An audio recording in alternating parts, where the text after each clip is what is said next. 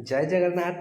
चलतु आज टपिकटी आरंभ करवा। आज टपिकटी हूँ युक्त 2 द्वितीय वर्षर छात्र छात्री मान निमंते राजनीति विज्ञान विषय आम आज पढ़ा भारत में दलीय व्यवस्था बा पार्टी सिस्टम इन इंडिया। ये जो पार्टी सिस्टम इन इंडिया ये जो भारत दलीय व्यवस्था विषय 50 टी बछा बछा 1 मार्क विशिष्ट सिलेक्शन टाइप क्वेश्चन मुझे तैयारी क्वेश्चन के आज आम पढ़ा। एवं जदि वीडियोटी भल लगिला तो निश्चित लाइक कमेंट शेयर और सब्सक्राइब करेंगे। तो चलतु देर नक आज टॉपिक को आरंभ करवा। आज प्रथम क्वेश्चन, प्रतिनिधिमूलक गणतंत्र सफलता पाई डैश उपस्थिति एकांत अपरिहार्य। प्रतिनिधिमूलक गणतंत्र सफलता पाई डैश उपस्थिति एकांत अपरिहार्य। आंसर होची राजनैतिक दल। नेक्स्ट क्वेश्चन की जिबा, राजनैतिक दल बिना मुक्त सरकार गठन संभव नुहे। राजनैतिक दल बिना मुक्त सरकार गठन संभव नुहे यह किए कही। आंसर होची WB मुनरो। नेक्स्ट क्वेश्चन की जिबा, गणतंत्र जदि रथ हुए तेबे यार चक सदृश किए कार्य करे। गणतंत्र जदि रथ हुए तेबे यार चक सदृश किए कार्य करे। आंसर होची राजनैतिक दल। नेक्स्ट क्वेश्चन की जिबा, क्यों माने निर्वाचन रे प्रतिद्वंदिता करी क्षमता हासिल पाई प्रयास करती। क्यों माने निर्वाचन रे प्रतिद्वंदिता करी क्षमता हासिल पाई प्रयास करती। यार आंसर होची राजनैतिक दल। नेक्स्ट क्वेश्चन की जिबा, दलीय व्यवस्था को केते भाग रे विभक्त कराइछि। दलीय व्यवस्था को केते भाग रे विभक्त कराइछि। यार आंसर होची 3 भाग रे। नेक्स्ट क्वेश्चन की जिबा, भारत में क्यों दलीय व्यवस्था प्रचलित। भारत में क्यों दलीय व्यवस्था प्रचलित। यार आंसर होची बहुदलीय। नेक्स्ट क्वेश्चन की जिबा, 2 दलीय व्यवस्था प्रचलित गोटे राष्ट्रर नाम उल्लेख कर। जो 2 दलीय व्यवस्था प्रचलित गोटे राष्ट्र नाम उल्लेख कर। ये 3टी राष्ट्र ना देछि, आपण गोटे भी नहीं पारे। इंग्लैंड भी हो पार, अमेरिका भी हो पार और ऑस्ट्रेलिया भी हो पार। कारण ये 3टाक राष्ट्र भी कौन हो 2 दलीय व्यवस्था प्रचलित। तो नेक्स्ट क्वेश्चन की जिबा, चीन रे क्यों दलीय व्यवस्था प्रचलित। चीन रे क्यों दलीय व्यवस्था प्रचलित। यार आंसर होची 1 दलीय व्यवस्था। नेक्स्ट क्वेश्चन की जिबा, भारतर प्रथम राजनैतिक दलर नाम कौन। भारतर प्रथम राजनैतिक दलर नाम कौन। यार आंसर होची भारतीय जातीय कांग्रेस। नेक्स्ट क्वेश्चन की जिबा, भारतीय जातीय कांग्रेस केबे सृष्टि होइतला। भारतीय जातीय कांग्रेस केबे सृष्टि होइतला। यार आंसर होची 1885 मसीह रे। नेक्स्ट क्वेश्चन की जिबा, भारतीय जातीय कांग्रेस रो प्रतिष्ठाता किए। भारतीय जातीय कांग्रेस रो प्रतिष्ठाता किए। यार आंसर होची अलान ऑक्टावियन ह्यूम। अलान ऑक्टावियन ह्यूम। नेक्स्ट क्वेश्चन की जिबा, भारतीय जातीय कांग्रेस रो प्रथम सभापति किए थिले। भारतीय जातीय कांग्रेस रो प्रथम सभापति किए थिले। यार आंसर होची उमेश चंद्र बनर्जी।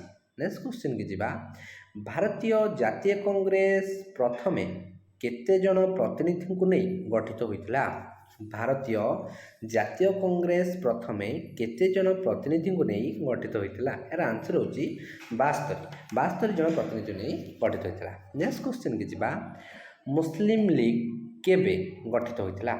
मुस्लिम लीग केबे गठित होइतला। यार आंसर होची 1906 मसीह रे। नेक्स्ट क्वेश्चन जिबा, भारत में विभिन्न राजनैतिक दलर नीति और आदर्श को भित्ति करी यह केते भाग रे विभक्त करा जायछि। भारत में विभिन्न राजनैतिक दलर नीति और आदर्श को भित्ति करी यह केते भाग रे विभक्त करा जायछि। आंसर होची 3 भाग रे। कौन कौन ना प्रथम है कौन मध्यमपंथी राजनैतिक दल, दक्षिणपंथी राजनैतिक दल एवं वामपंथी राजनैतिक दल। नेक्स्ट क्वेश्चन के जिबा, गोटे वामपंथी राजनैतिक दलर नाम उल्लेख कर। गोटे वामपंथी राजनैतिक दलर नाम उल्लेख कर। यार आंसर होची CPI बा कम्युनिस्ट पार्टी ऑफ इंडिया बा भारतीय कम्युनिस्ट पार्टी। नेक्स्ट क्वेश्चन के जिबा, दक्षिणपंथी राजनैतिक दलर उदाहरण प्रदान कर। दक्षिणपंथी राजनैतिक दलर उदाहरण प्रदान कर। यार आंसर होची भारतीय जनता पार्टी और शिवसेना। ଭାରତୀୟ ଜନତା ପାର୍ଟି ଓ ଶିବସେନା। ନେକ୍ସଟ କ୍ୱେଶ୍ଚିନ୍ କି ଯିବା, ଗୋଟିଏ ମଧ୍ୟମପନ୍ଥୀ ରାଜନୈତିକ ଦଳର ନାମ ଲେଖ। ଗୋଟିଏ ମଧ୍ୟମପନ୍ଥୀ ରାଜନୈତିକ ଦଳର ନାମ ଲେଖ। ଏହାର ଆନ୍ସର ହେଉଛି ଭାରତୀୟ ଜାତୀୟ କଂଗ୍ରେସ। ନେକ୍ସଟ କ୍ୱେଶ୍ଚିନ୍ କି ଯିବା, ମୁସଲିମ ଲିଗ୍ କିଏ ପ୍ରତିଷ୍ଠା କରିଥିଲେ? ମୁସଲିମ ଲିଗ୍ କିଏ ପ୍ରତିଷ୍ଠା କରିଥିଲେ? ଏହାର ଆନ୍ସର ହେଉଛି ଡାକାର ନବାବ ସଲିମୁଲ୍ଲାହ। ନେକ୍ସଟ କ୍ୱେଶ୍ଚିନ୍ କି ଯିବା, ଭାରତରେ ରାଜନୈତିକ ଦଳମାନଙ୍କୁ କେତେ ଭାଗରେ ବିଭକ୍ତ କରାଯାଇଛି? ଭାରତରେ ରାଜନୈତିକ ଦଳମାନଙ୍କୁ କେତେ ଭାଗରେ ବିଭକ୍ତ କରାଯାଇଛି? ଏହାର ଆନ୍ସର ହେଉଛି 2 ଭାଗରେ। ନେକ୍ସଟ କ୍ୱେଶ୍ଚିନ୍ କି ଯିବା, ଭାରତୀୟ ଜନତା ପାର୍ଟି ବା ବିଜେପି କେଉଁ ମସିହାରେ ପ୍ରତିଷ୍ଠା ହୋଇଥିଲା? ଭାରତୀୟ ଜନତା ପାର୍ଟି, ଯାହାକୁ ଆମେ ବିଜେପି ନାଁ ବି ଜାଣିଛେ, ଭାରତୀୟ ଜନତା ପାର୍ଟି କେଉଁ ମସିହାରେ ପ୍ରତିଷ୍ଠା ହେଇଥିଲା? ଏହାର ଆନ୍ସର ହେଉଛି 1980 ମସିହାରେ। ନେକ୍ସଟ କ୍ୱେଶ୍ଚିନ୍ କି ଯିବା, ଡ୍ୟାସ୍ଙ୍କ ବଳିଷ୍ଠ ନେତୃତ୍ୱରେ ଭାରତୀୟ ଜନତା ପାର୍ଟି ଗଠିତ ହୋଇଥିଲା? ଡ୍ୟାସ୍ଙ୍କ ବଳିଷ୍ଠ ନେତୃତ୍ୱରେ ଭାରତୀୟ ଜନତା ପାର୍ଟି ଗଠିତ ହୋଇଥିଲା। ଏହାର ଆନ୍ସର ହେଉଛି ଶ୍ରୀଯୁକ୍ତ ଅଟଳ ବିହାରୀ ବାଜପେୟୀ। ନେକ୍ସଟ କ୍ୱେଶ୍ଚିନ୍ କି ଯିବା, ନ୍ୟାସନାଲ କନଫରେନ୍ସ କେବେ ଗଠିତ ହୋଇଥିଲା? ନ୍ୟାସନାଲ କନଫରେନ୍ସ କେବେ ଗଠିତ ହୋଇଥିଲା? ଏହାର ଆନ୍ସର ହେଉଛି 1925 ମସିହା। ନେକ୍ସଟ କ୍ୱେଶ୍ଚିନ୍ କି ଯିବା, ଅକାଳୀ ଦଳ କେଉଁ ମସିହାରେ ସୃଷ୍ଟି ହୋଇଥିଲା? ଅକାଳୀ ଦଳ କେଉଁ ମସିହାରେ ସୃଷ୍ଟି ହୋଇଥିଲା? ଏହାର ଆନ୍ସର ହେଉଛି 1920 ମସିହା ଏବଂ ଏହାର ନିର୍ବାଚନ ସଂକେତ ହେଉଛି ନିକିତି ଚିହ୍ନ। ନେକ୍ସଟ କ୍ୱେଶ୍ଚିନ୍ କି ଯିବା, ବିଜୁ ଜନତା ଦଳ କେବେ ଗଠିତ ହୋଇଥିଲା? ବିଜୁ ଜନତା ଦଳ କେବେ ଗଠିତ ହୋଇଥିଲା? ଏହାର ଆନ୍ସର ହେଉଛି 1997 ଏବଂ ଏହାର ନିର୍ବାଚନ ସଂକେତ ହେଉଛି ବା ନିର୍ବାଚନ ଚିହ୍ନ ହେଉଛି ଶଙ୍ଖ। ନେକ୍ସଟ କ୍ୱେଶ୍ଚିନ୍ କି ଯିବା, ଶିବସେନା, ଯେଉଁ ଶିବସେନା ଦଳ କେବେ ଗଠିତ ହୋଇଥିଲା? ଏହାର ଆନ୍ସର ହେଉଛି 1966 ଏବଂ ଏହାର ଯେଉଁ ନିର୍ବାଚନ ଚିହ୍ନ ବା ସଂକେତ ହେଉଛି ଧନୁ ତୀର। ନେକ୍ସଟ କ୍ୱେଶ୍ଚିନ୍ କି ଯିବା, ଆସାମ ଗଣପରିଷଦ କେଉଁ ମସିହାରେ ସୃଷ୍ଟି ହୋଇଥିଲା? ଆସାମ ଗଣପରିଷଦ କେଉଁ ମସିହାରେ ସୃଷ୍ଟି ହୋଇଥିଲା? ଏହାର ଆନ୍ସର ହେଉଛି 1985 ଏବଂ ଏହାର ନିର୍ବାଚନ ସଂକେତ ହେଉଛି ବା ନିର୍ବାଚନ ଚିହ୍ନ ହେଉଛି ହାତୀ। ନେକ୍ସଟ କ୍ୱେଶ୍ଚିନ୍ କି ଯିବା, ବହୁଜନ ସମାଜ ପାର୍ଟି, ବହୁଜନ ସମାଜ ପାର୍ଟି କେଉଁ ମସିହାରେ ସୃଷ୍ଟି ହୋଇଥିଲା? ବହୁଜନ ସମାଜ ପାର୍ଟି 1984 ମସିହାରେ ହୋଇଥିଲା। ଏହାର ବି ମଧ୍ୟ ନିର୍ବାଚନ ସଂକେତ ହେଉଛି ହାତୀ। ନେକ୍ସଟ କ୍ୱେଶ୍ଚିନ୍ କି ଯିବା, ଭାରତରେ କେଉଁ ମସିହାରୁ ମେଣ୍ଟ ରାଜନୀତି ଯୁଗ ଆରମ୍ଭ ହୋଇଛି? ଭାରତରେ କେଉଁ ମସିହାରୁ ମେଣ୍ଟ ରାଜନୀତି ଯୁଗ ଆରମ୍ଭ ହୋଇଛି? ଏହାର ଆନ୍ସର ହେଉଛି 1967 ବା 1967 ମସିହାରୁ ଆରମ୍ଭ ହୋଇଛି। ନେକ୍ସଟ କ୍ୱେଶ୍ଚିନ୍ କି ଯିବା, ମେଣ୍ଟ ଶବ୍ଦଟି ଡ୍ୟାସ୍ ଭାଷାରୁ ସୃଷ୍ଟି ହୋଇଛି? ମେଣ୍ଟ ଶବ୍ଦଟି ଡ୍ୟାସ୍ ଭାଷାରୁ ସୃଷ୍ଟି ହୋଇଛି? ଏହାର ଆନ୍ସର ହେଉଛି ଲାଟିନ୍ ଭାଷା। ନେକ୍ସଟ କ୍ୱେଶ୍ଚିନ୍ କି ଯିବା, ମେଣ୍ଟ ଶବ୍ଦଟି ଲାଟିନ୍ ଶବ୍ଦ ଡ୍ୟାସ୍ରୁ ଆନିତ? ମେଣ୍ଟ ଶବ୍ଦଟି ଲାଟିନ୍ ଶବ୍ଦ ଡ୍ୟାସ୍ରୁ ଆନିତ? ଏହାର ଆନ୍ସର ହେଲା କୋଆଲିସିଓ, କୋଆଲିସିଓ। ନେକ୍ସଟ କ୍ୱେଶ୍ଚିନ୍ କି ଯିବା, ଭାରତୀୟ ଜାତୀୟ କଂଗ୍ରେସ ନେତୃତ୍ୱାଧୀନ ମେଣ୍ଟର ନାମ କ'ଣ? ଭାରତୀୟ ଜାତୀୟ କଂଗ୍ରେସ ନେତୃତ୍ୱାଧୀନ ମେଣ୍ଟର ନାମ କ'ଣ? ଏହାର ଆନ୍ସର ହେଉଛି ସଂଯୁକ୍ତ ପ୍ରଗତିଶୀଳ ମେଣ୍ଟ ବା ମିଳିତ ପ୍ରଗତିଶୀଳ ମେଣ୍ଟ, ଯାହାକୁ ଆମେ କହୁଛେ ୟୁପିଏ ବା United progressive alliance. Next question କି ଯିବା, ଭାରତୀୟ ଜନତା ପାର୍ଟି ବିଜେପି ନେତୃତ୍ୱରେ ପରିଚାଳିତ ମେଣ୍ଟର ନାମ କ'ଣ? ଭାରତୀୟ ଜନତା ପାର୍ଟି ବିଜେପି ନେତୃତ୍ୱରେ ପରିଚାଳିତ ମେଣ୍ଟର ନାମ କ'ଣ? ଏହାର ଆନ୍ସର ହେଉଛି ଜାତୀୟ ଗଣତାନ୍ତ୍ରିକ ମେଣ୍ଟ ବା ଜାତୀୟ ଗଣତାନ୍ତ୍ରିକ ସାମୁଖ୍ୟ, ଯାହାକୁ ଆମେ କହୁଛୁ କ'ଣ ନା national democracy alliance. Next question କି ଯିବା, ସିପିଆଇ କମ୍ୟୁନିଷ୍ଟ ଦଳ କେବେ ଗଠିତ ହୋଇଥିଲା? ସିପିଆଇ କମ୍ୟୁନିଷ୍ଟ ଦଳ କେବେ ଗଠିତ ହୋଇଥିଲା? 1924 ମସିହାରେ। ନେକ୍ସଟ କ୍ୱେଶ୍ଚିନ୍ କି ଯିବା, କମ୍ୟୁନିଷ୍ଟ ଦଳ କେଉଁ ମସିହାରେ ବିଭାଜିତ ହୋଇଥିଲା? କମ୍ୟୁନିଷ୍ଟ ଦଳ କେଉଁ ମସିହାରେ ବିଭାଜିତ ହୋଇଥିଲା? ଏହାର ଆନ୍ସର ହେଉଛି 1964 ମସିହାରେ। କମ୍ୟୁନିଷ୍ଟ ଦଳ 1964 ମସିହାରେ ବିଭାଜିତ ହୋଇଥିଲା। ନେକ୍ସଟ କ୍ୱେଶ୍ଚିନ୍ କି ଯିବା, ବହୁଜନ ସମାଜ ପାର୍ଟି, ବହୁଜନ ସମାଜ ପାର୍ଟି ବିଏସ୍ପିର ପ୍ରତିଷ୍ଠାତା କିଏ? ଏହାର ଆନ୍ସର ହେଉଛି କାଞ୍ଚିରାମ।